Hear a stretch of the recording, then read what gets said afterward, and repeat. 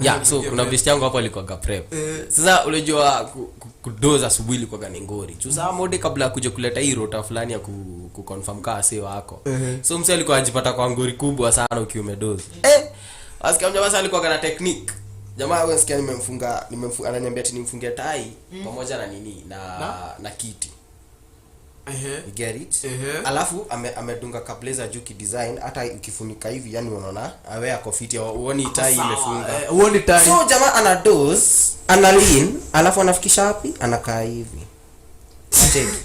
Sasa unasikia moda ameingia hivi daru. Jamaa anakaa tu jamaa kwa hapa. Wow, ni kwamba alikuja kabang meza yake hivi.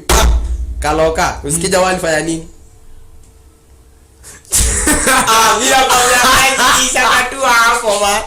Nilishakatua mwalimu alisema unacheka nini kesa ndio. Jamaa alifanya gatu hivi. Yes. Yeye alikuwa amedoze. Wacha imenyanya. Unasikia so lakini high school watu usijua walikuwa watu usingizi. Pasa hii after lunch. So anyway, welcome to the whole Spectrum podcast and I am a host. I will take it down. Yeah, niambia TG. Sasa anyway, this is the unaweza sema kwanza nijipigie makofi. Because this podcast nyanya naweka hapa hivi ndani everything iko ndakas and that's where we are actually right now. Ndipo tuko na ndipo tutakapokuwa. So Mr. Director, how you doing?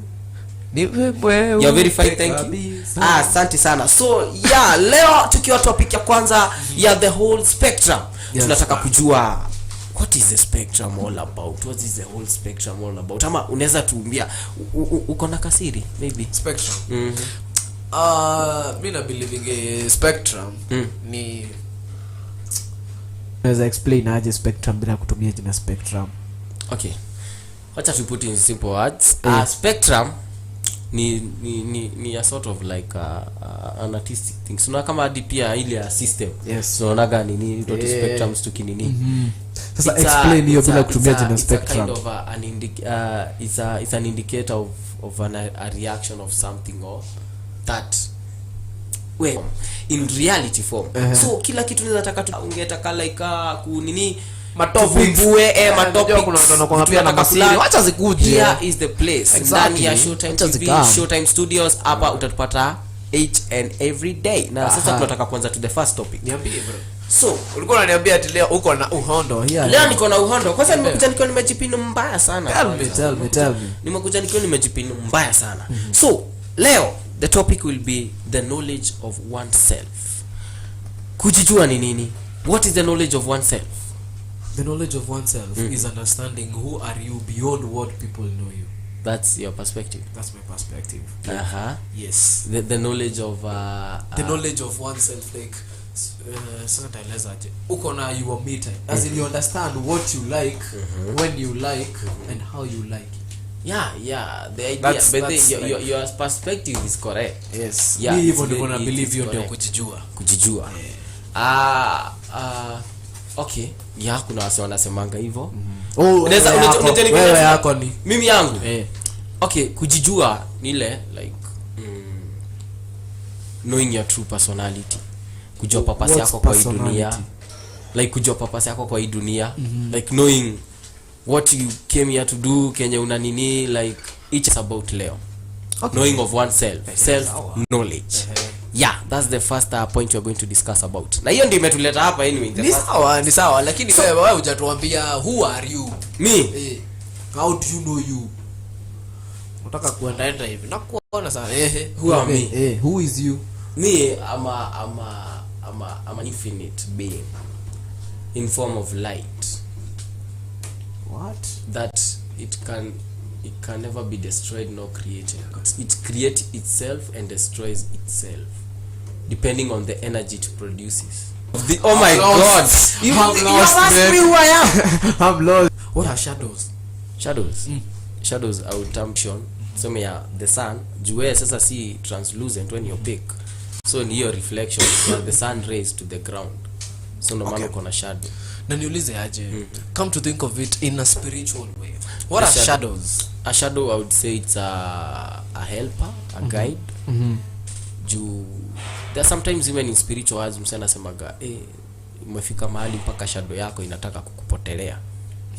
Jukuna Kenya shadow inakuwa imebeba, like it's a part of you in another form. It's following you, and that's something that will never leave you behind. Now, I came to think of it. Why is it always against the light? The shadow. Because, and why is it always black?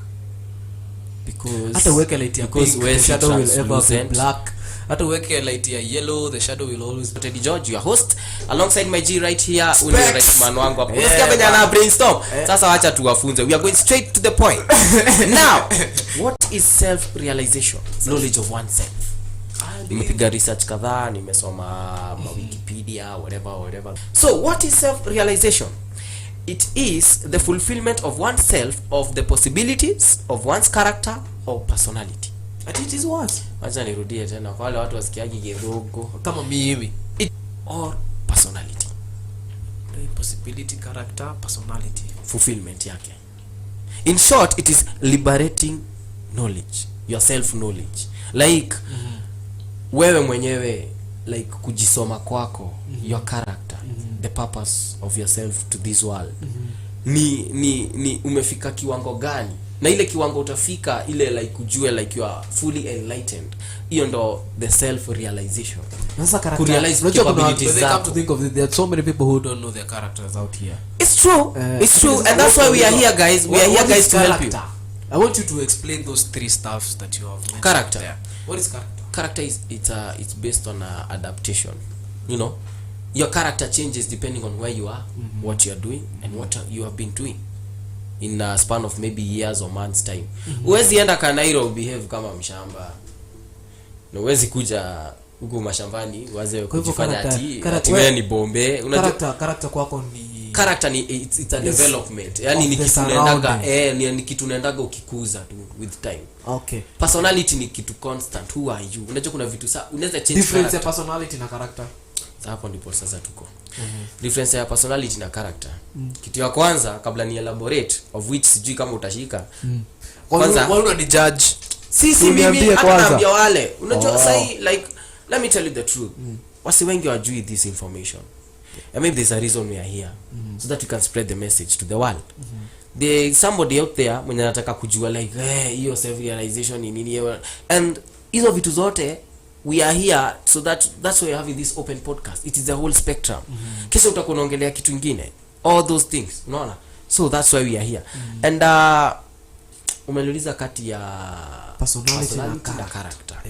Character tumesema ni based on wewe mwenyewe, adaptation yako na surround. Yeah, na wale hadi uko na unajua kwa gadi na unaweza influence wadi na wasi change character kulingana na wale wasi uko nao, kulingana na ile mbogi uko nayo. But personality, it's your inborn ability, like who are you. Saimo akikasirika ufanya nini, unaona? Akitaka kutulia anafanyanga nini, ama anaendaga wapi, ama ni nini, ni kala gani umpendeza. Hiyo ni kitu wezi change. Hiyo ni kitu umegrow na kutoka utotoni mwako. That's your personality. Hadi sijafikiria bedhe ni kala gani unipendeza. Oh my god. Ama nije naweza kwambia utoe space, lakini somehow itakuwa ni kaka. Unasikia venye umesema nitoe? Ati nitoe nini? Space. Nitoe aje brand bro. Oh my god. What is wrong man? Nimekurada man. This is my G right here. So tunaenda straight to the point.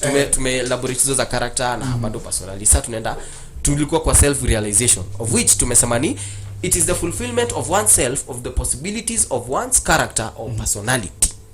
Another word, simple terms, liberating knowledge. Hiyo sasa ni wale wanajua kuweka, niambie tu kitu moja tu major, acha kushinda kini explain. Okay, liberating knowledge.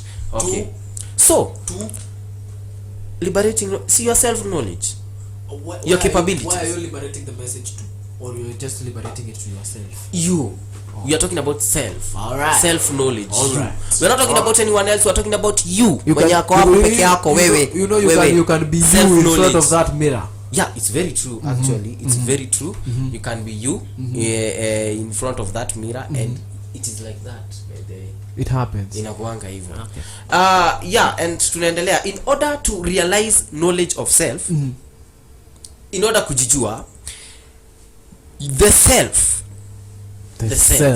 you has to be known with its functional properties And if the properties come into effect, then the knowledge of self will be attained. Then the knowledge of self will Be attained. Ah, Do you get it? yes. Do you get it? Yes. In order, wacha nirudie kwa wale washiki vizuri. In order to realize knowledge of self, the self has to be known with its functional properties, and if the properties come into effect, then the knowledge of self will be attained. If the knowledge comes to effect, the knowledge of self will be attained. Yes. What do you mean by that? Coming What to I mean effect. is, Coming to effect. what I mean is, in short terms, uwezi sema wewe ni kijiko na huna properties ama attributes zinakulead wewe kuwa kijiko ama kama kijiko. Sinasikia TikTok wakiuliza am I a spoon? Unaona, like wewe sema wewe ni siji fulani, but hauna hizo attributes za kufikisha wewe kuwa huyo msee, ama personality yako haiambatani na kile unafanya. Unaona, so hapo ndipo unasema in order to realize the self knowledge, the true knowledge, the self has to be known with its functional properties. Lazima ujijue mimi niko na ability ya kufanya nini, naweza fika wapi, what is my spirituality, whatever. And if the properties come into effect, acha nikuulize swali moja before you continue. Personality ina involve the surrounding, ina involve hadi spirituality, ama spirituality iko. Bro, tumesema personality ni nini? Nimepotea kidogo. Personality ni what you are born with. Now, does spirituality come as part of personality, ama spirituality iko ati spirituality comes as part of? Hata umetoa headphones. Hata nimetoa juu sasa. Hiki kinanisumbua sana. Hadi naona tu unaitafuta. Ati yako tu hapa. Mimi sitafuti tena. Anyway, nauliza aje. Personality.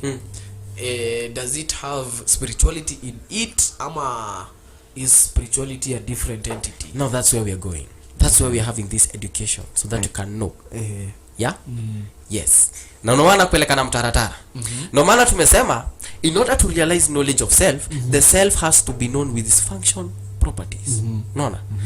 And if the properties come into effect, then the knowledge of self will be attained. Now, hiyo tutajua right after the break what I mean by this. Juu kuna more to this. Tafadhali. Hiyo ndio nataka kuelewa sana. Yeah. So stay tuned to conductors pale hivyo, tunaenda tu a few minutes break, alafu turudi tujue what we are discussing about the knowledge of self. And then after that, nitakuwa na special guest ambaye nitaleta to the next podcast, but right now naweza taka umjue. Yeye ni nani, anakuja kutufanyia nini? Watu wakae tuned. And that will be at the end of the show. Now stay tuned, don't touch that dial. Pew!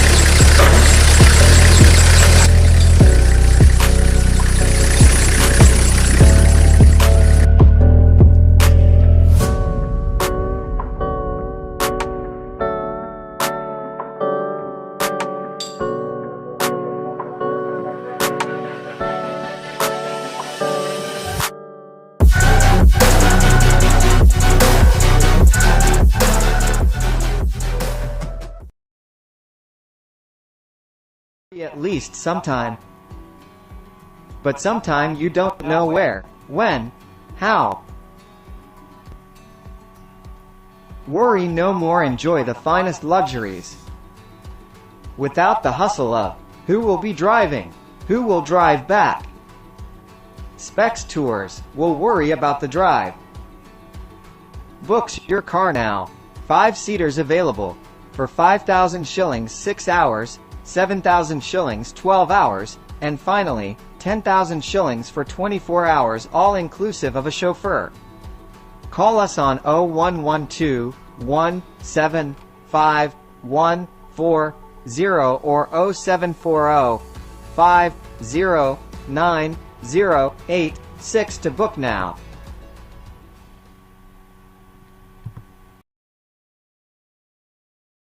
Right back on air. Now welcome to the Whole Spectrum Podcast. And I'm your host Teddy George alongside my G over here.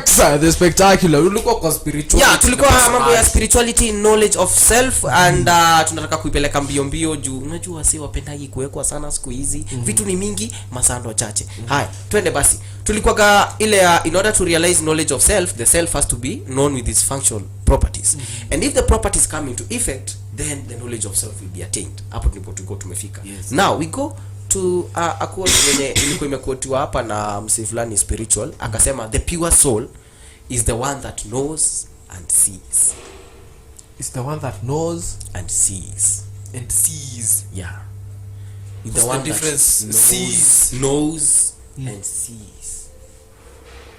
You know, we have 2 eyes to look, but 1 eye to see. That is the third eye, the pineal gland in your brain. The pineal gland, it is the innermost part of your brain. The innermost part of your brain is the one that carries the intelligence. It is like some sort of a medium that connects your mind, soul to the body, because the brain is an organ, but the mind, it's something else. It's more than like sasa ni kama two soul. The mind and soul, they are like one, because you use your mind to bind your soul to your body. Wow. Unaona? Wow, na kama venye wasi wanasemaga ati I'm heartbroken. Ati umeita the what gland? The pineal gland. Tuliage kuyo. The pineal gland. Pineal. It's a P I think ni PINEAL. Pineal gland. No, that's the third eye. That's the third eye. The information eye. No, that's how like. So we have 2 eyes to look and 1 eye to see. And where do you point here? And it's at the middle of the brain. Yeah, because the middle is here. Accurately, yeah. when you press here, this is the middle part. This is the mid, like this is the eye. This is the third eye, and this is why we are here to open that eye, because people are asleep. Now, tuendele. Guy, hey, we are going to discuss a lot of things in this whole spectrum. I don't know my guys will be able to take it, but there be some of entertainment.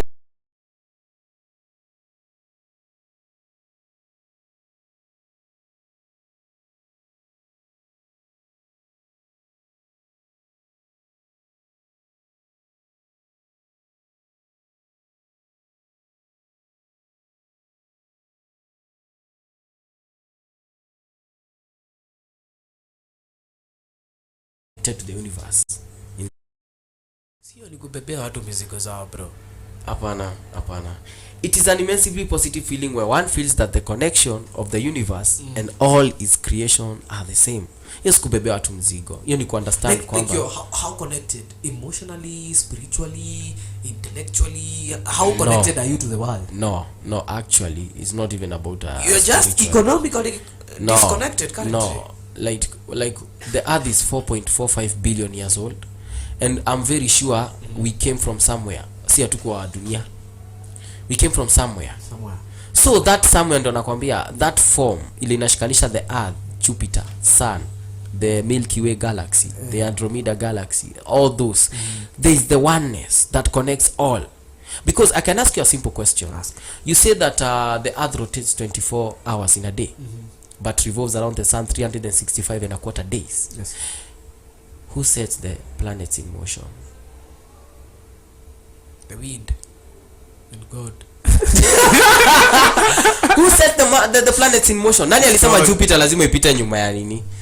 Nani alisema sun iwezi anza kurotate hivi? Nani anasema ati sun si ndo tuna rotate sana ama si sun like it's a lot to learn and it's complicated. but Very we are complicated. here so that we can take you through this journey. Kuna vitu mingi tutakuwa unaongelea kuhusu Na pia by the way, pia watu wanaweza tupatia their perspectives hapo yeah, kwenye comment unaweza enda section. pale kwa comment section Ah, box si ati- ya Showtime TV. Rusha comment tuambie how is it going, venye una learn and Na pia tupatie maoni. exactly Tupatie pia maono yako maoni. ni muhimu Yes. sana.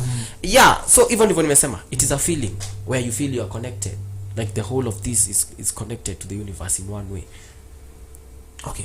Now, being connected to the universe, that means that whatever problem happens to the universe, it affects you positively ama negatively. Exactly, because you're part of the universe and you can never escape that. You can never escape that, Yeah. but you can ignore that. Now the ignoring part is where is now where we are going, because now we are going to war, because there's starvation, there's diseases, there is a lack of people sustaining themselves financially. There is chaos because people are ignoring, and that's the most crucial part, the ignoring part. Why ignore something that you know it will affect you? Okay, maybe if I ignore like problems because I don't want them to affect me. Now that's the problem. You think that someone's problem is not your problem, whereas it attracts you, or it affects you indirectly. Okay, siwezi unaona ukiwa njaa alafu nikose kukusaidia. That's the kind of problem you're talking about. That's different. Now we are talking about the world problems. What is world problems? Like, What problems are, for example, are like, for example kulikuwa na pandemic, si ndio? Hiyo ni covid, it killed millions of people. A Si ati lot. watu si familia za watu. Hiyo ni bro ya mtu, sizi ya mtu, auntie ya mtu man. Yes. Unacheki? But mbona hiyo catastrophe ika affect dunia mzima in that way? Because it is a world problem. Na iliventiwa tu na wasee. Si alien ilikuja atikaleta. Ni wasee tu waliingia tu kwa lab wakatengeneza hiyo kitu majuzi wanasema ikaleta they have ufala tu. evidence of UFOs. Yeah. I don't know whether you believe in that or Yeah, actually, by But the they way, say that's those are conspiracies that are yet to be proven. But imagine, But they said it on oath. imagine there are 3 agents wa CIA Eh. walikuwa wame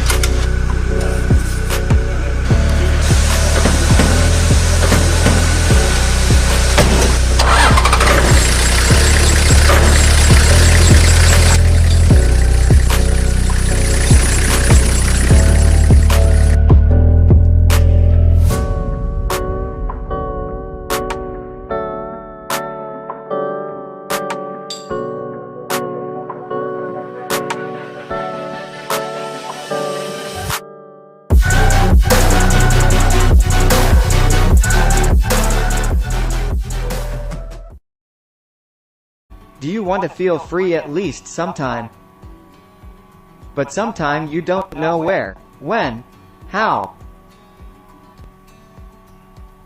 Worry no more, enjoy the finest luxuries. Without the hustle of, who will be driving, who will drive back. Specs Tours will worry about the drive. Books your car now. 5-seaters available for 5,000 shillings 6 hours, 7,000 shillings 12 hours, and finally, 10,000 shillings for 24 hours all inclusive of a chauffeur. Call us on 0112 175 140 or 0740 509086 to book now.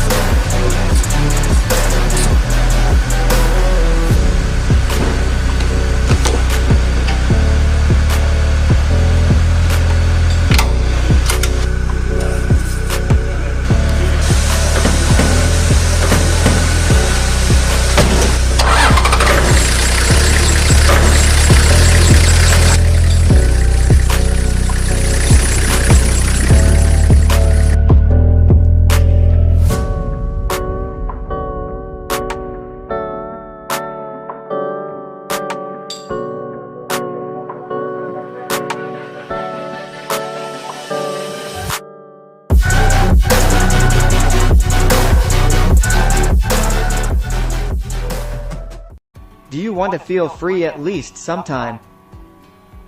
But sometime you don't know where, when, how. Worry no more, enjoy the finest luxuries.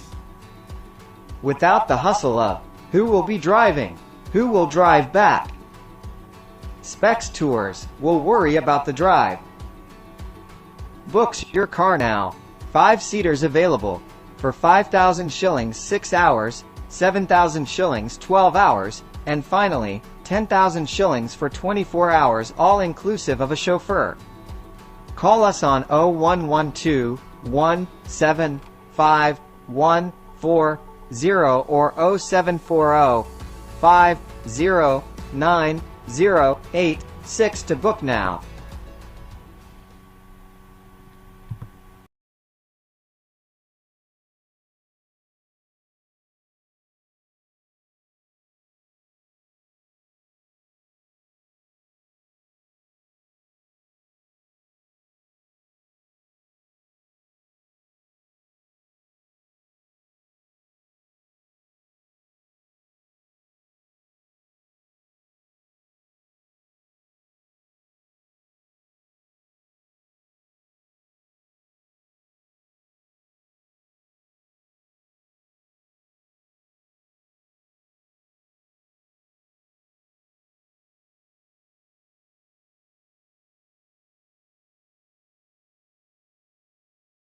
Do you want to feel free at least sometime?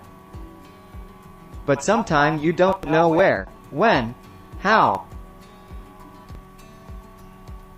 Worry no more, enjoy the finest luxuries. Without the hustle of, who will be driving, who will drive back. Specs Tours will worry about the drive. Books your car now. 5-seaters available for 5,000 shillings 6 hours, 7,000 shillings 12 hours, and finally, 10,000 shillings for 24 hours all inclusive of a chauffeur. Call us on 0112 175 140 or 0740 509086 to book now.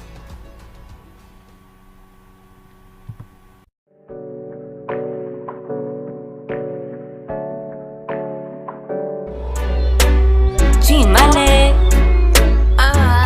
Crumbs. Somebody bring an ambulance there. My enemies are dying today. Wolf girl, don't bring them to shame. Now that I'm good, what you gon' say? Somebody bring an ambulance there. My enemies are dying today. Wolf girl, don't bring them to shame. Now that I'm good, what you gon' say? I don't forgive my enemies. I wait until they fall asleep. I crawl up like a millipede. Sting them, make sure that it bleeds. We don't give up until we win. For poverty, money is the remedy. You are broke, now we pay our own bills. If you get it, tell it to somebody. Now we're closer to success. Pray every day God will bless. Spending my money waiting for the next. Ring my ex, that's a hot mess. Somebody bring an ambulance there. My enemies are dying today. Wolf girl, don't bring them to shame. Now that I'm good, what you gon' say? Somebody bring an ambulance there. My enemies are dying today. Wolf girl, don't bring them to shame. Now that I'm good, what you gon' say? Money, money, money in the bag, yeah. We hustle out there running the mouth, yeah. Want to be rich and bluffing, yeah. Wealth is an ocean and I'm surfing, yeah. I got the bag, call me big boss. Around your town, call me big dog. No time to play, no ping pong. Now your homies calling me big don. Now we're closer to success. Pray every day God will bless. Spending my money waiting for the next. Ring my ex, that's a hot mess. Somebody bring an ambulance there. My enemies are dying today. Wolf girl, don't bring them to shame. Now that I'm good, what you gon' say? Somebody bring an ambulance there. My enemies are dying today. Wolf girl, don't bring them to shame. Now that I'm good, what you gon' say?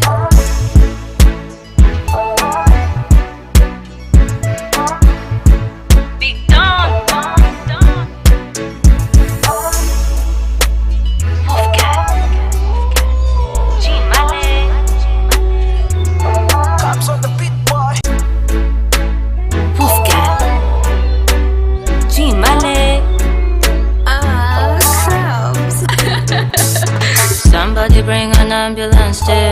My enemies are dying today. Wolf girl, don't bring them to shame. Now that I'm good, what you gon' say? Somebody bring an ambulance there. My enemies are dying today. Wolf girl, don't bring them to shame. Now that I'm good, what you gon' say? I don't forgive my enemies. I wait until they fall asleep. I crawl up like a millipede. Sting them, make sure that it bleeds. We don't give up until we win. For poverty, money is the remedy. You are broke, now we pay our own bills. If you get it, tell it to somebody. Now we're closer to success. Pray every day God will bless. Spending my money waiting for the next. Ring my ex, that's a hot mess. Somebody bring an ambulance there. My enemies are dying today. Wolf girl, don't bring them to shame. Now that I'm good, what you gon' say? Somebody bring an ambulance there. My enemies are dying today. Wolf girl, don't bring them to shame. Now that I'm good, what you gon' say? Money, money, money in the bag, yeah. We hustle out there running the mouth, yeah. Want to be rich and bluffing, yeah. Wealth is an ocean and I'm surfing, yeah. I got the bag, call me big boss. Around your town, call me big dog. No time to play, no ping pong. Now your homies calling me big don. Now we're closer to success. Pray every day God will bless. Spending my money waiting for the next. Tukonea. Alright, hii iPhone yako. We, leta iPhone. Kusome comment. Hey, umetua nini kwa comment section? Hey, yeah, I'm saying Unaniambia hiyo nini yako kuna WhatsApp. Wacha nikwambie bro, hii ni iOS.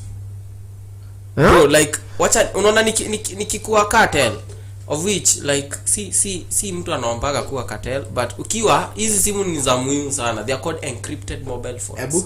They are satellite phones. They are satellite phones. Yeah, you can hardly be tracked. Wait, you usiende tukuibia mahali. It's not a life hack. It's a serious crime, does not pay. This serious phone is currently saying it's 6:01 p.m. The 6:01 I work on my time. That's my time. Oh, okay. Kwangu saini 6:01. Yeah, welcome back to the Whole Spectrum podcast, and I am your host TEDDY GEORGE alongside my G. Specs the Spectacular. Yeah. Budo ulikuwa story ya spirituality. Yeah, tulikuwa hapo mambo ya spirituality na leo tulikuwa na discuss about self realization. Lakini tukidiscuss about self realization, unakumbuka zile vitu tulikuwa tumetaja hapo mbeleni, tukasema is the fulfillment of oneself of the possibilities of one's character or personality. Na pia tukasema in simple terms is liberating knowledge. Exactly. Yeah, na bado tukasema it is an immensely positive feeling that one feels the connection that the universe is one and the whole of nature is one. Na tulikuwa naongea kuhusu mambo ya UFO. Sasa ulikuwa kabla tuende break. Sasa hapo penye tulikuwa tunasema, si nilikwambia ati ukibeba story ya universe unafikiria mambo yote like yeah, and that's the tukakaa nikakuuliza, do you believe in UFOs? To say the truth, I would give you one thing. Food for thought. My dear listener, my dear watcher. Watcher. Yeah. Mtazamaji yani. Hatuna vocabulary. So, my fellow viewer. Oh my god, I nimekuja my fellow viewer. Exactly. Yeah, my fellow viewer. I would ask you one question. The fact that we can be alone in this universe and the fact that we cannot be alone in this universe, don't you think it's both terrifying? Food for thought. Hiyo ndio umeniuliza. Now ndio nakwambia inabidi umebeba mashida za dunia ili ujue what it holds, and it's a lot, and you'll be depressed.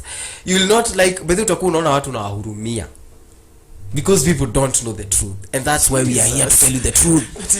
Tuanze hii whole spectrum bila kujua sisi ni nani kwanza and where we are headed to. Because if you want to know where you're headed to, you have to know where you're coming from, and that's why we are here to help you, my guys. And watu wajue wajifamiliarize. Yeah. No, wewe, you have not said yes or no. Do you believe in UFOs? So ilikuwa food for thought. But for me, I believe in UFOs. So we are not alone. I believe kuna vitu kama hizo zilikuwa. Because those three agents who are the CIA in America wali come up and unazenda YouTube walisema on oath, I have seen and I have interacted, I have touched. I saw that. Hey man. Yeah, like, and it was ilifanya hadi niko like ati waswaniso walikuwa like what? So alafu si ati ndisa imepatikana they have imeishi like research from 1947 and wanasema ati these aliens they come here to do human research, like they see humans as an advanced species in the universe. No, the come to think of that the US dollar was being like inataka kupigwa out of Kenya. Come to think of it, bro. USA might be having alien technology currently. Yes. What do you think is going to do to those people who are saying no to the US dollar? Okay. Because come to think of it, the world is heading online. Okay, kitu ya kwanza naweza kuuliza, do you believe that money has consciousness? Money? No, money is not living. Yeah, it's true. But do you know money has consciousness? What do you mean? What do you feel ukiwa na pesa mingi? How do you feel? Come on, ni vitu ziko. We are not the last time nilikuwa na pesa mingi, bro. The whole spectrum atuangalia ati vitu ziko nje ya box. It's here. What do you feel ukiwa na pesa kwa mfuko? Sasa uko na 10,000 bro. Unaweza sikiaje? Unasikia gadi ya mfuko ikikuasha na nini? Unasikia gani natoka? Mimi nasikia njaa. Nasikia tu kukula kila kitu. Nasikia tu ni that's the consciousness I'm talking about. It's not living, but it's carrying something. Money talks. That's the truth. It talks. Kuna mahali kuna boss fulani, bossman hata hitaji hata kubonga, anafanya tu snap of a finger. Wasa unakuja hapo anasema tu kiazoa na kitu inaisha, bro. Bora tu uko na mado. Besha man. Na nikiona na ati this money is the one that is bringing all these things, all these beliefs. Juu hata Bible yenyewe imequote, give Caesar what belongs to Caesar, give God what belongs to God. Juu spirituality ni ya God. Pesa ni ya Caesar. Lakini pesa ndio ina run. Naweza kuuliza kitu moja. Unajua wase wanaogopa kubonga. Mimi lazima ninashinda kwa shida ni gani? Naweza kuuliza kitu moja. Uliza. Okay, so fine, for example, tuseme ufanya macults. Wanakuitishaga soul yako, but they give you everything in this world. Kwani soul ni nini na ni kitu moja tu? Kwani mbona usijiulize hivyo? Mbona wanipatie billions of shillings waniambia nitatumia until certain years alafu wachukue soul yangu? Why is that? I don't know. It is because your soul is more important than Whether vitu za hii nasikia dunia. hiyo Illuminati inazunguka haka tu like inatoka kwako inaona kuchia Yeah. kupea huyo anaendea. Na wasi utaipata msi anakupea do. Kuna msi ukupea do ati cash. Nah. These guys they buy you things that are worth the amount of money that you want. They can't give to you because it lacks the power. That's when nakwambia pesa ina consciousness. What do you mean it lacks the power? Haya. Pesa inakosa aje power? Okay, hiyo ni research. Okay, ni research jana. Ni research zitaka kudig into deep, of which tutaingia into it deep. Tuko hapa ku dive huko. Ndio maana tunasema ni the whole thing. Kumbuka tuko kwa self realization. Sasa tunaingia deep, sasa zile wazee wengine hata hawajijui. Okay. So unaweza jaribu kudunga lakini bado msiafikiri na information juu what you really talking about, and we are here about self realization. Na hapa ndipo tunakuja wewe ni nani, kujijua spiritually, who are you as a spiritual being. Who are you, like when ni Saimo Specs the Spectacular ni sawa, but Specs the Spectacular wewe usaimo ni nini? That is the thing. Hiyo ndio inafanya gadi Saimo kidedi na kuaga like nikana communicate na wewe kila time. Juu nika kuna some piece of you that you left inside of me, the spirituality thing, okay, that's the memory thing. Unaona, that's the thing. So like wewe ni nini, self realization. And hapa ndipo tuko kwa the whole spectrum podcast kuku educate hizi vitu juu kuna mayuts wanapotelea huko nje wanashindwa man mimi sijui kana fit in kwa hii society juu venye na think mind yangu ni diverse. Mimi no wasiwa na wengine nenda kuongea kitu wasiwa sema mimi ni overthinker, mimi na kwa kaka wazimu sijui nini. We are here so that we can handle all that. Na uwezi jua maybe tunaweza funzana kitu one or two. Pia wewe ukienda pale hivyo kwa Showtime TV, rusha pale kwa comment section box, rusha comment yako, tuambie the next topic unaweza taka to discuss in the next podcast. We are here so that we can discuss all these things. Yeah. And that is the whole idea of this the whole spectrum thing. No, tulikuwa hapo kwa spirituality. Acha kucheka bwana. Tulikuwa hapo kwa spirituality. Yes. So how does the self realization connects us to the inner self? How does connect us to the inner self? That is now the journey of spirituality. Connect us to sasa the hivi ndio unaniuliza inner self ni ile gland yenye ulikuwa unatuambia ama inner self. Hiyo nilikuwa nakwambia about the mind. Inner self sasa ni about you, your personality. So like sasa hebu rudia hapo tena ati how does self realization connect us to the the personality? Like sasa wewe kujijua ina kuconnect aje na personality yako to the inner self, not personality. Kwa nini umeniambia personality? Those are earth based. Niko nakwambia vitu earth based. Personality, character. Okay. All right. But sasa tunaongea about spirituality, the knowledge of oneself, the enlightenment of oneself. So hapa ndipo tunasema how does self realization connects us to the inner self. Hapa sasa ndipo tunaingia to the journey of spirituality. You get it? You get it? Hapa sitakwambia if you don't get it forget about it. If you don't get it ask. Yeah, if you don't get it ask and we will find it. We will find it for you. Exactly. Yes, that's why we are fully here, so that we can give you the fully information of what is happening. Okay. Now sasa ndio tumeingia sasa kwa the gates of spirituality. Yeah. Kitu ya kwanza, many people think that seeking the spirit or the subtle self, like the subtle self ni kusema your spiritual form, is what is called spirituality. Many people think that like seeking like kujitafuta kiroho ndio spirituality. Exactly. Nimeokoka, Yesu ndiye Bwana, hiyo ndio spirituality. Kwa spirituality ni I'm about to get there. So many think that seeking the spirit or the subtle self is called spirituality. And many also have trouble understanding what spirituality really means. For example, where spirituality wewe umesema ni nini? Spirituality is the connection of a supreme being. Like okay. Acha nitafute words. Tafuta, you are free. Wacha nitafute words. Spirituality ni nini? The difference between spirituality and religion, because I'm a spiritual person and a religious person. Yeah. What you believe in? Before we go to even the modes of spirituality or anything like that, what do you believe? I believe there's a supreme being. Yes. What is your belief? God. God. Yes. So what do you believe in? What is your belief? that if there is the devil, there must be God. So you believe if there is devil, there is God, and if there is God, there is devil. Exactly. So you believe in the balance of life. Yes. You believe in the yin yang. The good is in the bad, and the bad is in the good. Exactly. Exactly. Yeah, I see that's your my point. idea. I see your point, man, nigga. Yeah. For me, I believe in omnism. Omnism is the belief where that you believe that all religions, what they are preaching is not the truth, but what they believe in is the truth. To elaborate, What they are preaching is not the truth. is not the truth, but what they believe in. is the truth. The one is in the many, but the many are not one.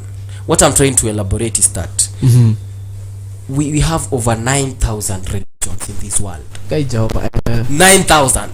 Na uwezi mniambia mkristiano anaamini venye muislamu anaamini. Muislamu anaamini mkristiano ni kafiri. Kweli. Unaona? Na mkristiano anakuja anauliza muislamu, ai, unajambia tunapata mapajo 12 kule heaven. Sasa tunaenda kupata manyumba za gold, unaenda kutafuta mapacho. Buza leo kama lazima. Medi kupiga medi. Mambo sawa. Kuna wengine wanakaa, ukifast kama ile ya shakahola. Kwani watu wana shakahola juu nini? Ni belief. Lakini bedha so ni watu walikuwa wanangolewa maana huyu mjamaa. Kuongea tu kweli maana. Hao wote. Acha nikwambie. Huyu mjamaa alipatikana na 800 acres of sadakas people. Jesus. Acha nikwambie tu kweli. Sianzie kanisa. Okay. Why? Okay, si mambo hata na kanisa, ni mambo na Kenya watu wanaamini. Juu in order for a lawyer, mtu ana earn salary ya 8 kutoka even 80k per case ama hundreds of thousands. Mali yake ili kuja kufast for 40 days one Yesu, ndio nakwambia sapo ndipo tuko. Is the belief. The spirituality. Yes. Na ndio maana uwezi toa Muislamu kwa dini yake, Kristo kwa dini yake. What I'm saying is that the one is in the many, but the many are not one. The religions, they are 9,000 and they are plus. That means we are not one. We don't preach the same gospel. But what we believe in, the presence of a supernatural being. Ile kitu natusimamia si wote ati kama Mungu ati Mungu wangu ni ng'ombe, Mungu wa Buddha sijui ni nani, sijui evil. Hiyo yote ndio inatu connect to the one, the belief of the supernatural being, that is omnism, the oneness. That is where we are. Where are they connecting us? They are connecting us because that belief is what everyone has. Where? Huyu anaomba ng'ombe, huyu anaomba mti, huyu anaomba Yesu, huyu anaomba Mungu, huyu anaomba. Where are they connecting? Do you know where they are connecting? I don't know. That's why I'm asking. Because the belief comes from yourself. Ukiomba ile ng'ombe, kumaanisha hiyo ng'ombe itakuongelesha ikujibu maombi. Ukiomba Mungu wako akupatie gari, si ati kesho utasikia umeambiwa, boss, amka twende Maridadi Motors, na uchukue TX. It's all within you. Hiyo belief umepata, Mungu amepata maombi yako, ndio anatumianga mtu kama wewe. Na ndio maana Mungu anasemanga we were made in the image and likeness of God, because you have the power of creation and the power to destroy. True. We have the power of space and time. We are the ones who create. Nani alisema nini month inafaa kuwa na 12 months, year inafaa kuwa na 12 months, mbona si 6 tuende next year? Mbona tusifike August tuseme next year September ni new year? Because it's someone who made it. Jose tulipata ikiwa hivyo. Exactly. Na ulipata juu ni mtu alitengeneza na mkaadapt. Nani alitengeneza? Hata usitake.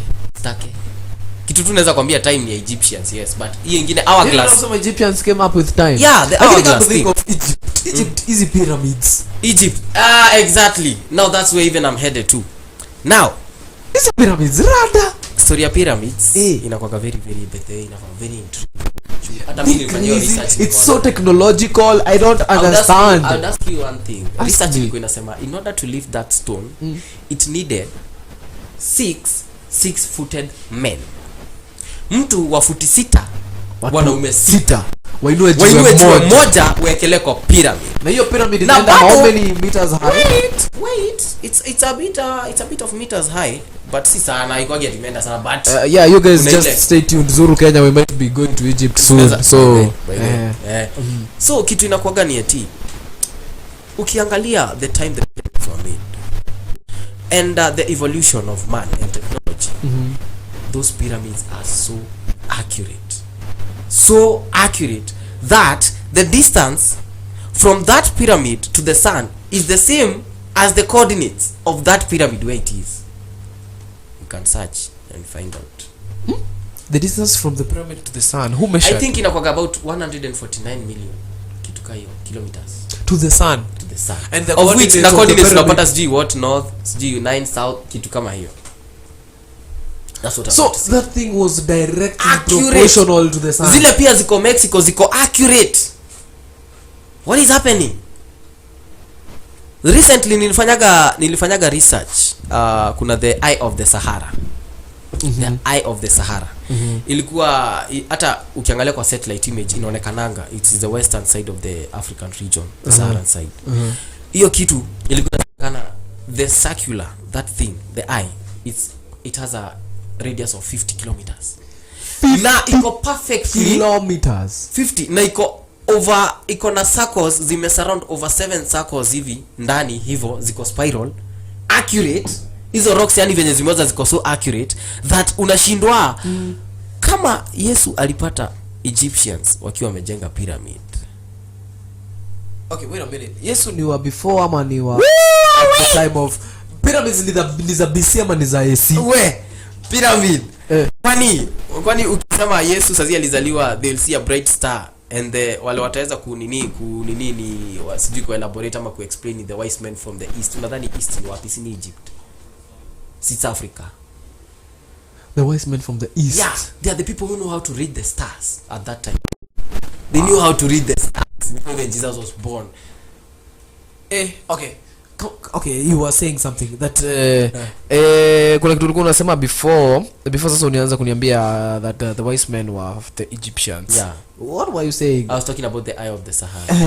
That eye of the Sahara. Now the CIA there has been some information that has leaked. Na inasemekana that eye of the Sahara most probably could be the lost Atlantis. Because the Saharan region inasemekana was full of water. It was an ocean. It was part of the ocean. So ocean ika dry up kukabaki kio ki desert sand. That desert sand ilikuwa sand ya ocean. So normally unaona Sahara ni big. Hivyo ndivyo wanasemanga. Sasa hiyo ae imeformiwa aje na ocean na Atlantis no how? So wanasemaga ni Atlantis. Kuna theories zinasema ati ilikuwa gani place ya aliens kuland. The city. Yeah, Atlantis the city. Yeah, the abnormal city of special people with intelligent minds and powers and all that. You can imagine. So that means there's something to do with Africa. Africa is the source of something, some information. Africa is some source of power. Yeah. And unaniambia buda uko na guest fulani. In fact kuna guest anakuja to the end of the show. His name is Mike na kona program ambayo inaitwa Nature Club. Atakuja ku explain to the next podcast. Obviously tuna wind up na kile tulikuwa tunaongea kuhusu ni self knowledge. Kwanza tujijue. Na tumeelaborate vitu mingi sana which hata director amechangwa. Bwana ameachilia mpaka earphones. Ametoa earphones. Ako like guy ndio mbona uga. But anyway, si hiyo tu tutakuwa tunajifunza, utakuwa unaongea kuhusu mambo ya country yetu, politics, things that are trending. So this is just the beginning. But I needed you guys to have some information about yourself, you as a person. Kama inatoabia podcast kama ama kabla tuanze hii podcast. Nimesema hivyo juu ya Mkikuyu fulani. Unajua Kiswahili inakuwa ngumu. True. So niko nataka tujue like apart from waking up, doing your daily routines, getting money, what else do you have? Because wasi wengi wamekuwa depressed that hawezi make ends meet at just because he was a doctor na sai career yake inaenda in the downfall. Ako like I have nothing else, me life haina meaning. No, there's more to that. Because as long as Mungu amekuamsha kila asubuhi, that means you can handle everything in this world, because the only thing that you can't handle in this world is death. Na hiyo amekuondolea. So kama uko hai unaweza handle kitu yote hii dunia. That's the truth. The only thing you cannot handle is death. And people don't like hearing the truth. And the truth is what we seek. We live in the truth and the truth is what we seek. True that. And that's why we are here, so that you can speak the truth. Mimi kama msanii mimi ni kioo cha jamii. Kuna mtu angetaka kusikia information, kuna mtu hangetaka. So whatever ear itaingia, it is not my problem. But the thing is, I've reached the information to you people and I'm here to guide you people. And that's why we are here to the whole Spectrum podcast. But sasa tukienda ku wind up, sasa tunasema many people wenyewe wajui what seeking the spirit is. Many don't understand what spirituality really means. And ni watu wadogo sana wanajua kuachieve spirituality. achieve spirituality. Una achieving hii spirituality aje? I would give you an example. Yes. Sitakuwa na explanation mingi, but look at an example of a monk. A monk. Yeah. That's a person that can prove you what spirituality really means. Our say walipelekangwa hizi sides, I think ni Lebanon ama Vietnam, I don't know, there was a place easy place you fight za Israel, wakapelekwa, and you know those people walienda waka bring peace to that place without using any weapon, any speech, anything. Imagine hivyo tu monks wakatumwa hapo, monks ka 30 kwa hiyo city, kukakuwa na peace.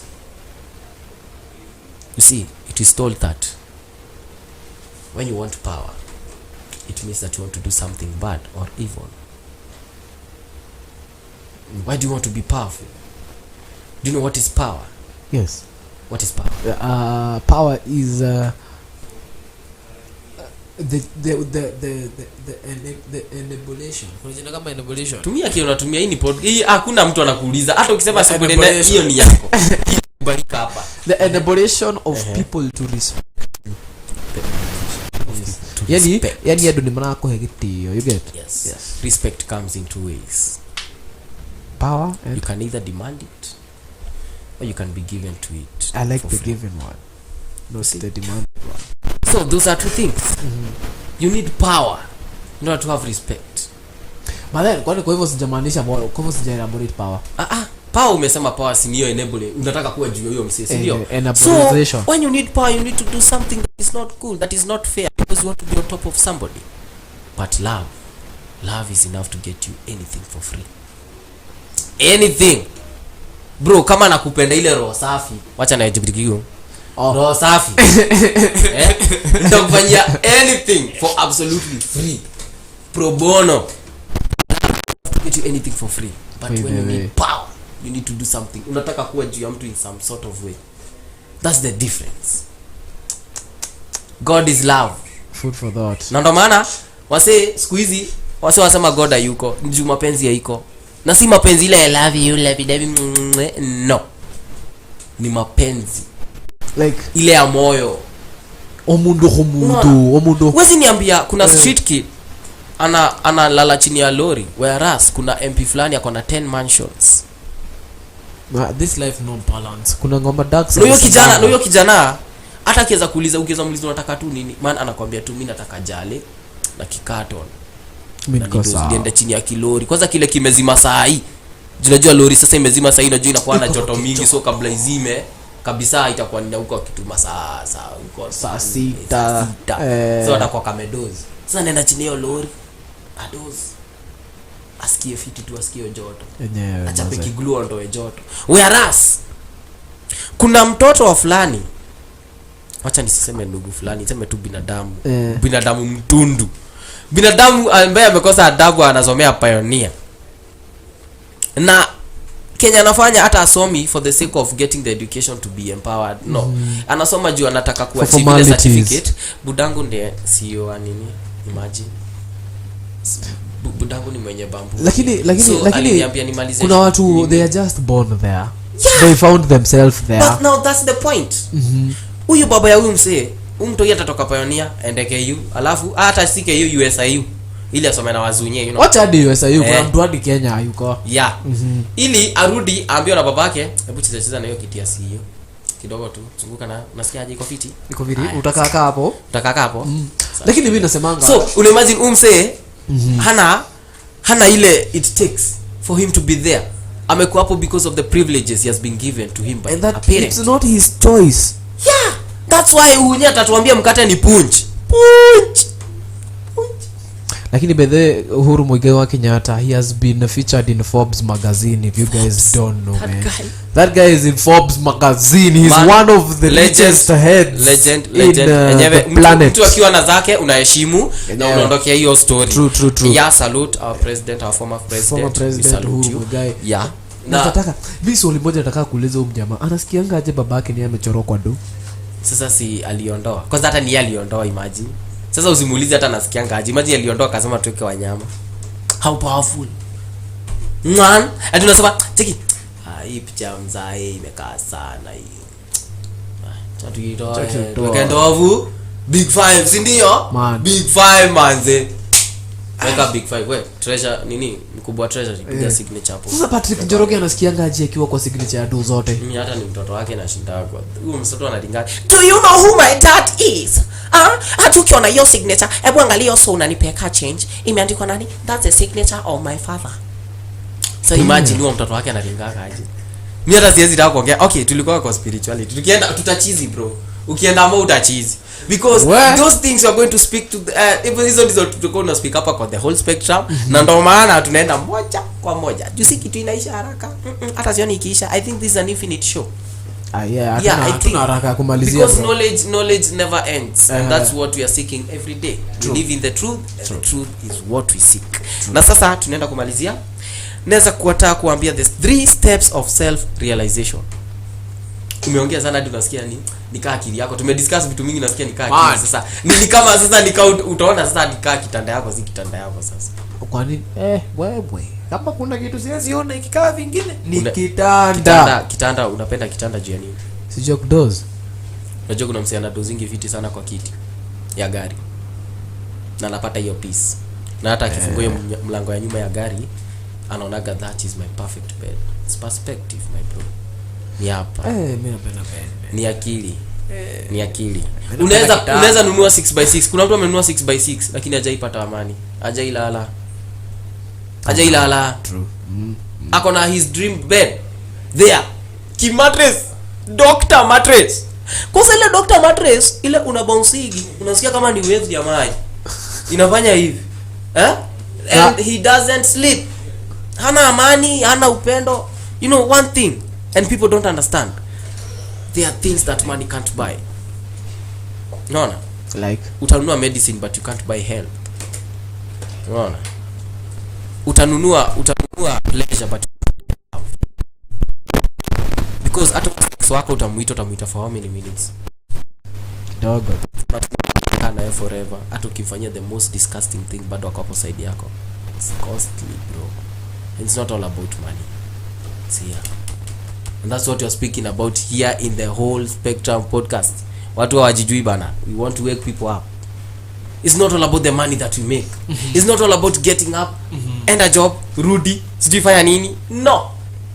Who told you that you need to sleep for 6 hours? Who told you that you need 8 hours working hours in a day? Who told you that? That's a program. That's a system. You are controlled by it. And kwa wale wase unaweza sikia tukibonga hizi vitu wanaweza chukulia sasa wase wanatupa njia ama these people are misleading the public or anything. We have a right to speak. We have the freedom of speech. Hata ufai kuni. We have the freedom of expression. You should not ever apologize for speaking. We don't even apologize. That's what I'm saying. If there is anything wrong, you can come to Showtime and you'll meet us here. Yes. Speaking the same thing. Exactly. All the time. So we know our rights, we know where we are and what we are doing. And now we are going to give you the 3 steps of and then you call your visitor. Tuende tukule bana, mimi nasikia njaa. Tuko ndaka. Mimi naona niko njaa. Kwanza minyo yangu iko maandamano man. Nasikia tukule.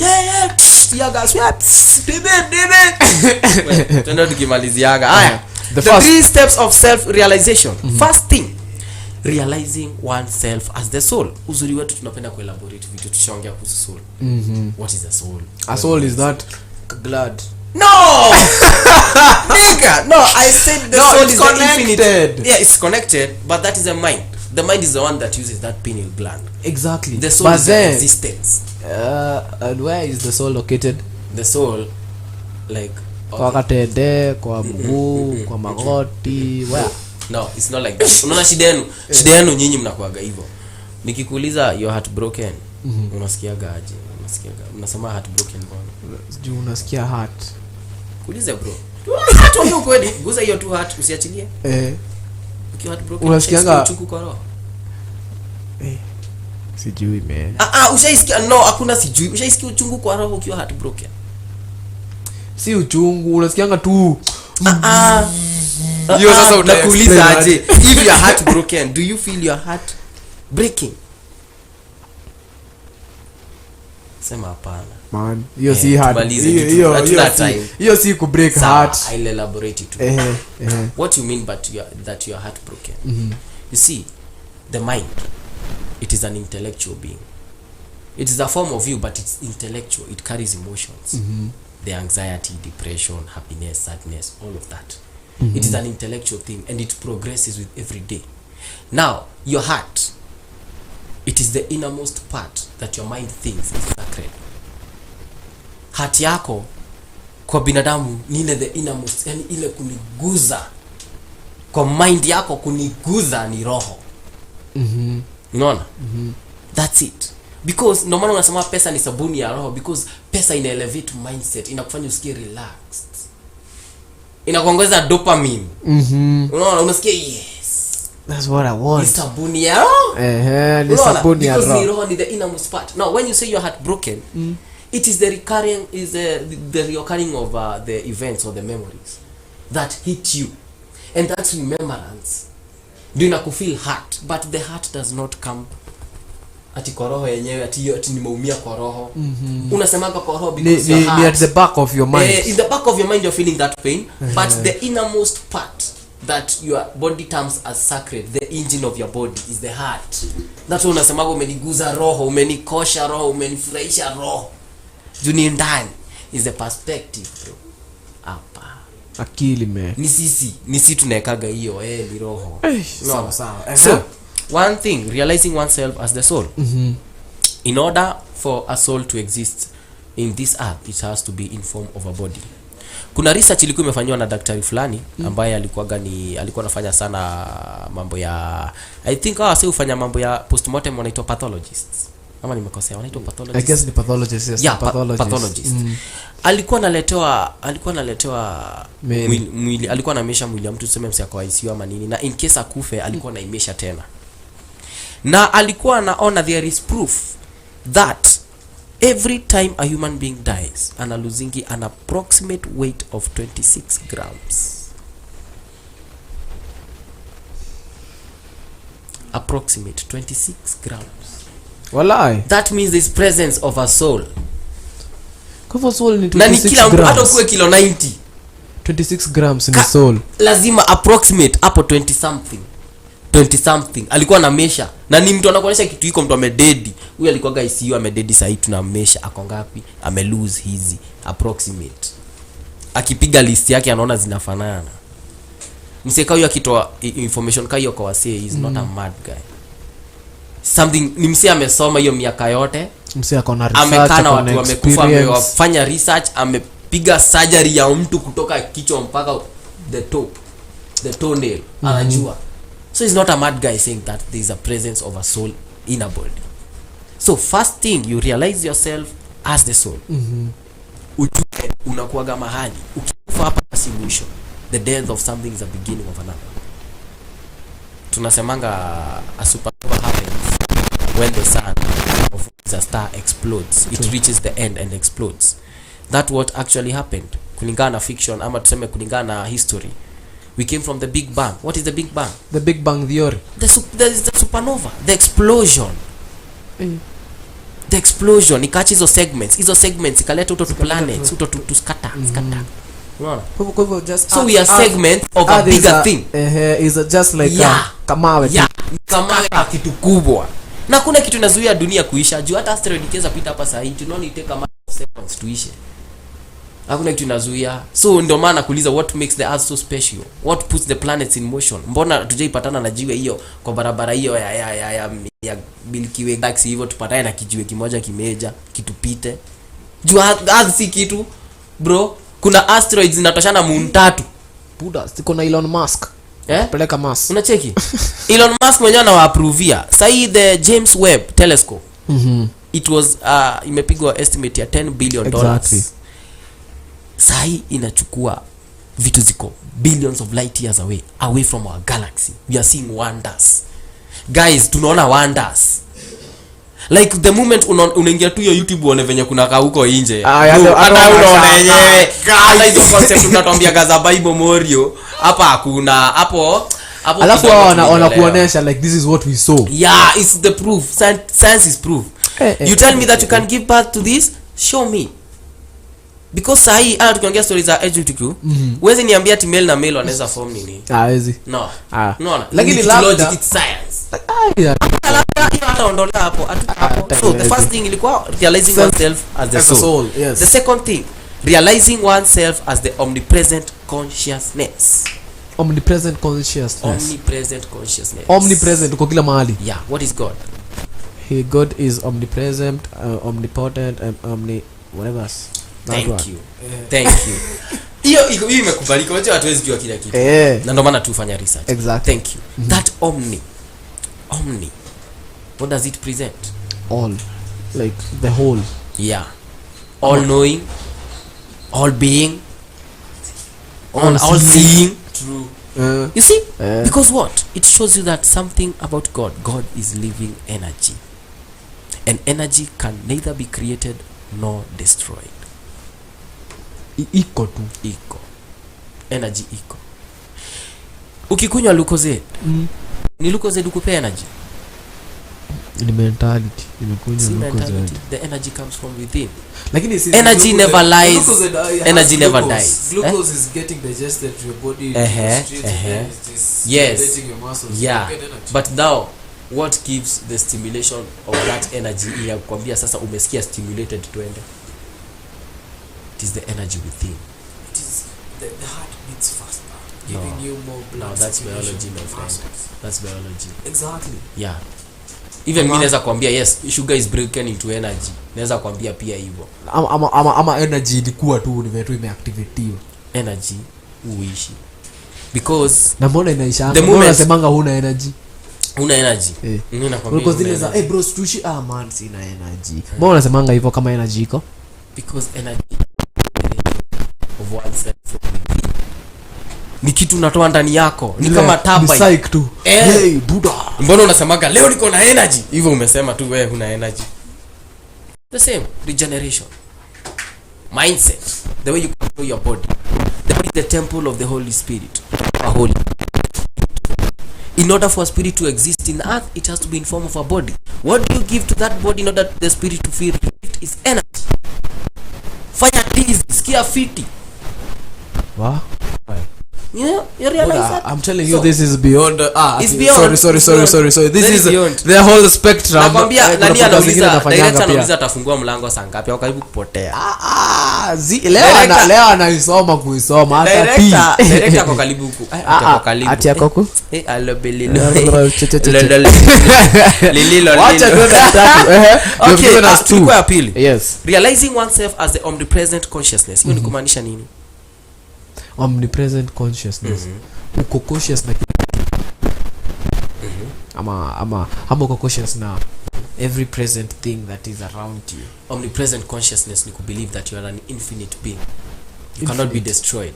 The end of you here in this earth does not mean it's the end of your journey of this life, because the universe is still existing. True. Life is still existing. True. We are the incarnation of something. We are the roots of our ancestors. That means that ancestor ulikuwa mbele yako amezaliwa ndani yako through blood. You see, through the spirit, through the soul. Na no wonder unapatanga mtoi akiwa kwa, naweza kuuliza tu, mtoi akiwa kwa tumbo ya mamake, mamake anajua gaje mtoi anaitisha hii ama mbona unaitisha kwa yogurt ama waru. Na wabongi ati unataka nini? Babe, amesema ataka kunukia socks. Ati mbona asemagi hivyo? Mbona anasema mbona aambiwi hivyo? Ana feel. Exactly. Wana communicate. You see, one thing that makes a woman so special is that women are a bridge. They are the most immediate bridge of the spiritual realm and the physical realm. Huyo ndiye anakutoa ile realm nyingine ya spiritual form. Anakupeleka through your process in the 9 months ili utokee in physical form as a baby. That means your energy started from where? From your mama. From another place. You existed somewhere so that you can be in that womb for 9 months and be born as a baby. You see, that's why your body dies. Is something that goes. You see, yeah, kuwa na life. Sasa life imeenda akakuwa now that point, realizing yourself that I'm a soul and this is a journey, and one day I'll get out of this earth, but my soul will be ever living. I'm omnipresent. I'll always be there. Yes. Because as long as nimeacha mbegu yangu kwa hii dunia, I'll always exist in somebody. In somebody, as in, yes. Ndio maana mwanaume anaambia panda mbegu. Yes. Na ndio maana unaambia kwa that curse will not come to you, it will come to the child, and the child that will give birth, because you are still you. There's an aspect Yes, of your so life what will suffer is still you. Eish. So ile kitu utakuwa umefanya nzuri ama mbaya ita affect mtoto wako na mtoto wa mtoto wako, si wewe. Wow. Do you still remains? Hiyo ni deep. Unacheki, it's very deep and it's very misunderstanding. I hope you guys No, it's not at least kuna wako karibu kufinya ile nini. Ukiconnect exit. Ukiconnect what the Bible says and what you're saying, at least it makes now kind of makes sense. There's a similarity, but that doesn't mean that the Bible is you should follow like everything the Bible says. It is a way of life to teach you how you should live a spiritual life, you see. But it's the actual events that happened does not mean that you should do the actual thing that sema tu kweli. Ati Bible husema okay, kuna sometimes mnaona yenyewe nikaa uingilia mzunye yenyewe nikaa kufanya vitu contradict God in that manner. Juu like niko napigia hesabu God ambie ati the only thing that you will do to me in order to nione kama unaniamini ama uko na faith ni kusacrifice something out of blood.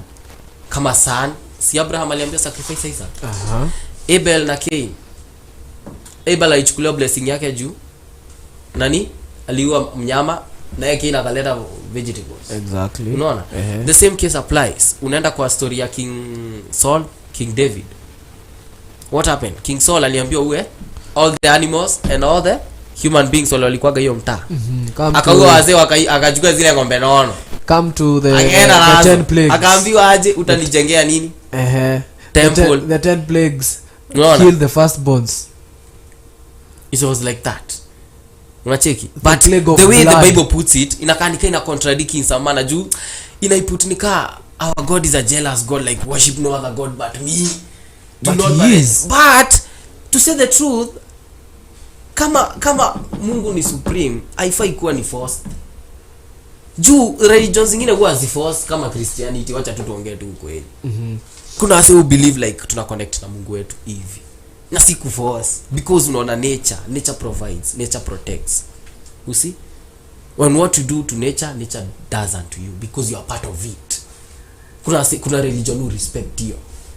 Kama Wahindi who respect ng'ombe because ng'ombe ni holy kwao. Unaona? Wahindi hawakulagi ng'ombe? Sijui wanakula ng'ombe but I know ng'ombe. Lakini ikiwa pilipili si wanakula. Hata ni ng'ombe kama iko Mhindi weka pilipili kila kitu weka pilipili hata story weka pilipili. Lakini by the way they still believe. It is usually like that. No maana nakwambia beliefs ni mingi. Bro kuna msema atasema yani ushetani bwana. Yo sisi ni watu wa Lejo Maria. Unaona? Sisi tunaamini Jatel. Unaona it's different. But we are talking about the omnism, the belief. That's why we are here. True. We believe that we are made in the likeness and the image of God. In this earth, we are our own gods. We have the power to create and the power to destroy. Men. And when I'm speaking of men, is the whole gender. Sijui mbona watu wanachukulia ati women ati we men. No, it's the whole gender. You see? Umesema we men like sisi wanaume. Unajua kuna watu wanasema we men na bado wanasema women. So like sasa ni gani? Watu wanakuwa vitu mingi sana. Umesema we men. Sasa sisi wanaume ama sasa unaona hiyo ndo maana confused na ndo maana when I'm saying men nasema the whole gender. The whole female and male. Yeah. Okay. Yeah, actually. So kitu ya pili ndo tumesema realize oneself as the omnipresent consciousness. Lazima ujue kuna Mungu ndani yako na bado kuna devil ndani yako. Wewe. Kama venye tumesema the good is in the bad and the bad is in the good. The nyinge. Yeah. The truth is ukiomba Mungu akupe kazi si ati atakwamsha kesho asubuhi akwambie twende job. Ni msee atakuja in form of him akwambie bro niko na vacancy ya job utataka. By the way. Unaona? True. Because it is through us that we create and destroy this earth. Corona ime destroy this earth through us. Si ati ni angels walitoka huko kaleta virus. Ni wase waliingia kwa lab wakatengeneza virus ika cost millions of lives. Wala ilikuwa genetically mutated. It's genetic. It's very genetic. In fact ilikuwa kwa lab. But these special military of whatever China and all that stuff. Damn. And it was kwanza hata iko hata itokea kama corona. ili walikuwa watengeneze dawa iko na antidote, walikuwa wataka kuitumia. Unakumbuka hizi enzi zilikuwa na yellow vest protests? Hizo enzi kulikuwa na US sijui Mexico border, ile temenya alikuwa sema wata build sijui walls sijui ilikuwa walikuwa wataka kutafuta a mode to control human beings in a way that wana dependia government some way through medication or something like that, but watakuwa wagonjwa but utakuwa una need gava ili upate such services. Okay. Vitu kama hizo. So walikuwa wanatafuta tu biashara in short. Si biashara, something deep. We are not going to talk about the government so much because government is deep. Serikali na serikali. Hiyo hatutaingia hapo. Wacha tuingie ya tatu. Tuko ya tatu. Realizing oneself as the source of the sustainer of all the omnipotent, omnipresent consciousness. The source. We are the creators of space. We are the creators of time. We are the creators of death and life. We are the creators of this world. We are the creators of death and life. Yes. How do you create death? Death is a form of it is a passage. It's a passage. You can create death. You can commit suicide. That is creating death. Did not come to you just like that. You created it. You see? Like overdose of drugs. Drunkenness, shooting yourself, shooting somebody, you have created death. Umekunywa, umeenda ukapiga mti na gari ukadedi, you have created it because kama si hivi ungefanya hainge lead to hivi. And every death has a reason. You don't die just like that. Humans don't die just like that. Animals don't die just like that. Every death has a reason.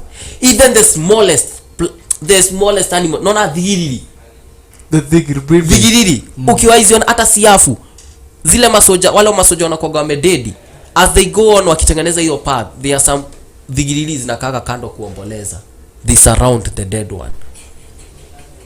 Now ndo ata make sure huyo dead. Na wacha nikwambie tu kweli, hata ukikaa hapo hizo dhuraku ziende, aulai utapata kwa kadhuraku kakio kamekufa kakio hapo, kata bebo, because it is nature. It's the creation, man. It's going to blow your mind. There's a lot. That's deep, boy. There's a lot. There's a lot to learn about this world, bana. It's not all about getting money, waking up and sitting down and stand. No, it's a lot. It's a lot, bro. Lakini the history of the Guriris dive career. Those are the most organized animals in this world. The biggest civilization. They form a colony. They have a colony. The bees, too. And let me tell you one thing, one fact. The bee is it is the most important animal in this planet. The bee. Without the bee, we don't have food. The bee, we don't have anything. We don't have pollination. We don't have the way they carry those things, like transferring of, isovito and other stuff. The bee is the most important animal. The strongest animal is the rat. And that's why it is always tested in laboratories. Kama cocaine overdose inapewa. Like they say like they have human like capabilities. The lab rats. Yeah. From the digestive system to the brain connectivity to how the limbs are connected.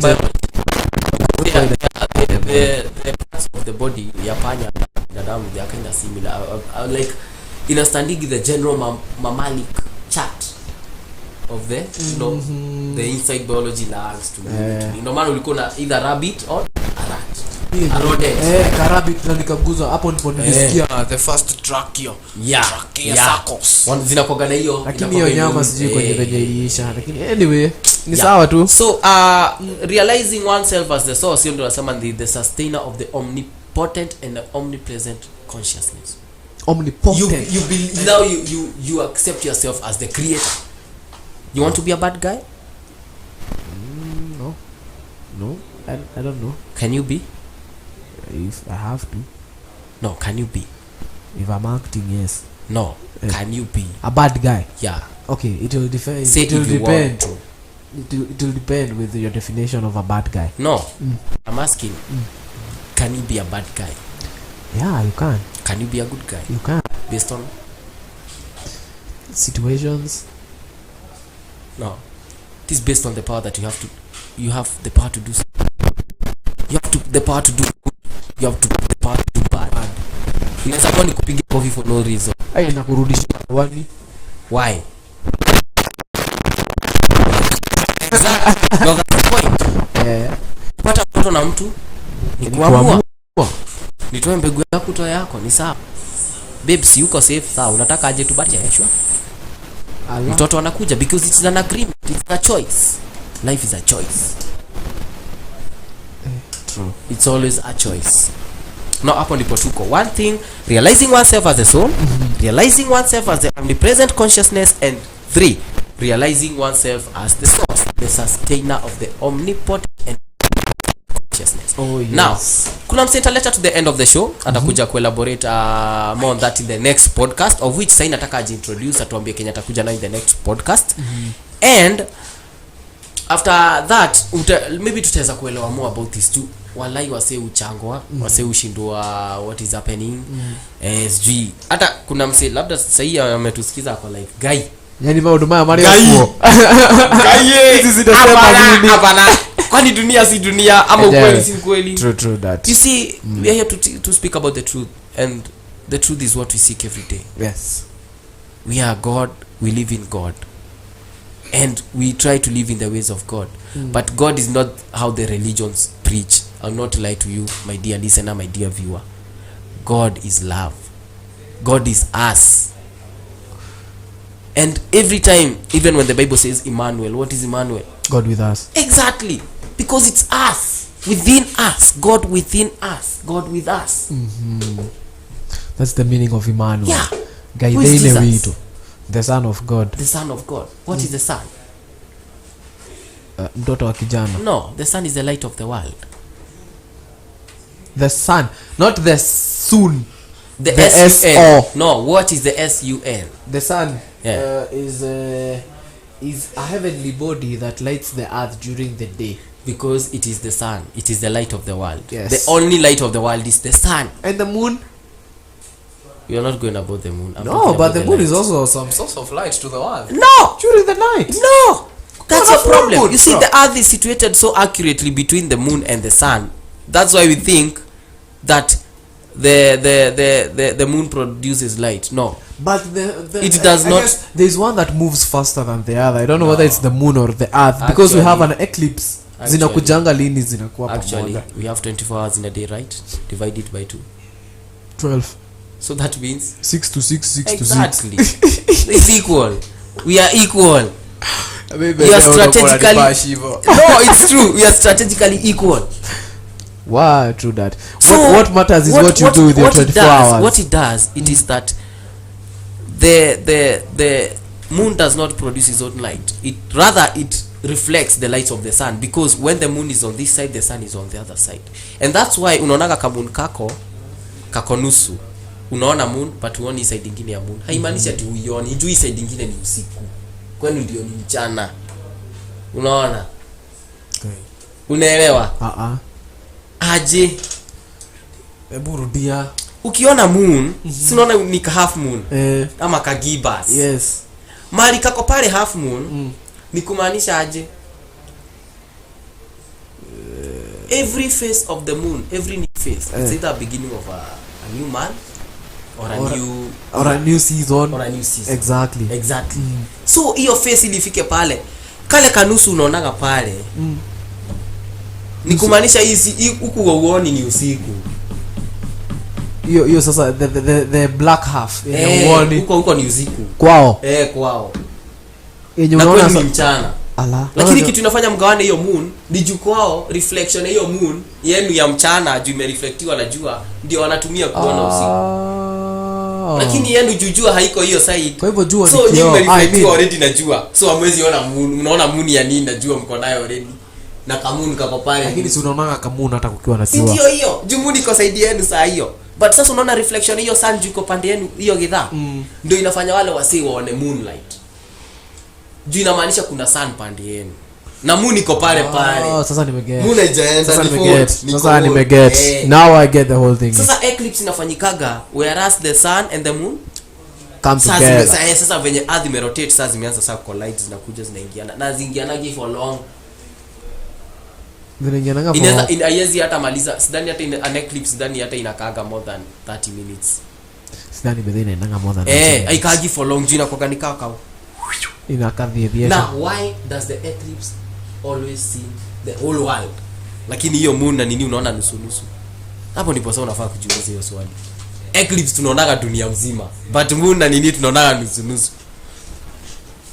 Wadau, this podcast we're going to be doing It's very deep actually. So those are the 3 steps of realization. This is the whole spectrum. Yeah, tutazi elaborate in this whole spectrum. Na sasa tunataka tuende ka break kidogo, alafu kuna mtu very special person ambaye atakuja ku-introduce what he has, and it's going to take only a few minutes. Hata sidhani hata dakika mingi juu we are closing the show, but he will be the starting point of the next podcast of the whole spectrum. Oh, yes. So keep watching, stay tuned. We have more education for you guys. It's not all about knowledge of oneself. There is more to this. There are politics, everything. We got it in here. We got it in here. So we are going to go for a short break. Nani nasikia amekazwa na choo kidogo. Nasikia tu akipa. Man lazima uambie watu. Pole. Okay, alikuwa anataka kwenda haja, so tutamwacha ende haja, tuende ka break. Pale producer yetu pale Mr. Director anatucheck, atatupatia break. Alafu next we are going to have our guy who is going to give us what is going to bring next in the next podcast.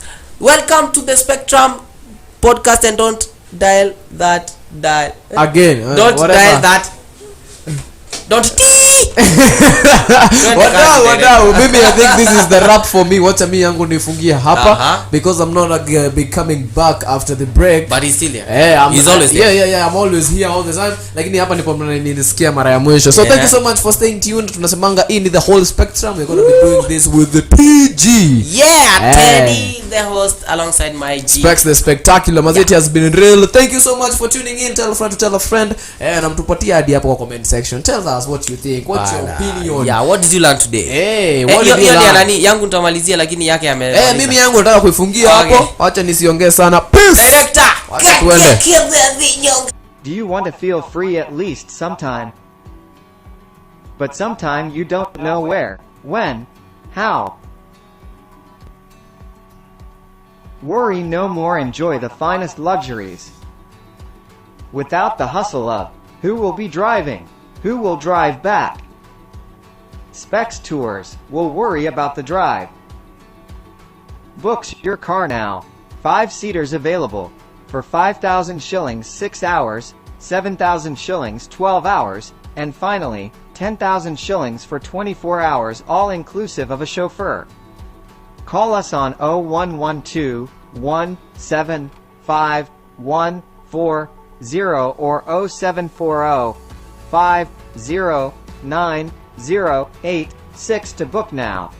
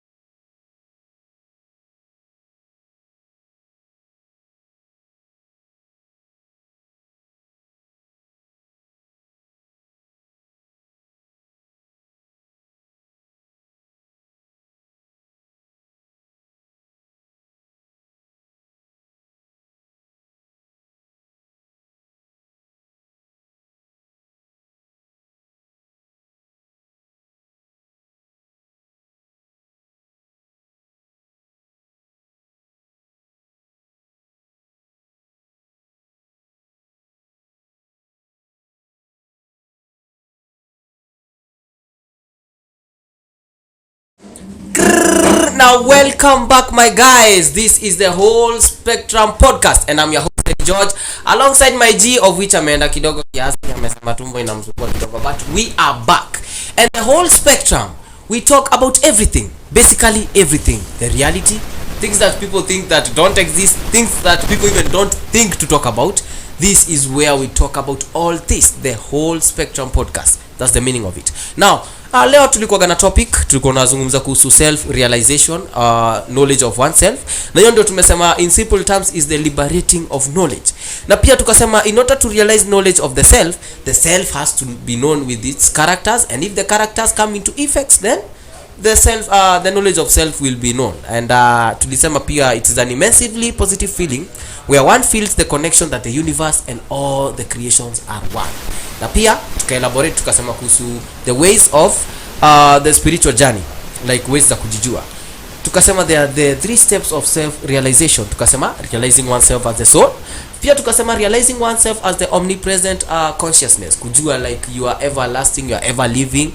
And the third thing, realizing oneself as the source, the creator of space, time, and the creator and the destroyer of all things in this world. Now, back to the thing. I have my guest here, and he'll introduce himself. And he's also a very special guest because we are doing very special things in here. So nitaacha ajiintroduce, atupe what he's all about, and it's going to take just a few minutes because director anatuambia time inakata manzi, walai niko njaa nafaa kwa nimeenda. Okay, it's okay Mr. Director, atukatai. We are going to give you the time. So that's why we have this guy here, atajiintroduce, atuambia yeye ni nani, and we'll feature him in our next podcast, of which will be an educational podcast. So stay tuned. Don't inetangwaje, usitoke kwa hiyo page ya Showtime TV. Sawa, things are going on and they will continue going on. So welcome my guest. Unaweza tuambia jina yako na unaweza tuambia the purpose of you to come into this Whole Spectrum Podcast. Welcome. Yo Africa, this is your boy Michael Kamau Njoki. Call me Mr. Scofield, kipenda nite nani huyu. Kipenda sana nite Yellow Anthem. I'm so happy to be here because whatever it is everything. And the beginning point of it all is knowing yourself. Yeah. And when you know yourself, then you understand that you have access to everything. And True. From where you sit, then it means you can attract everything. True. So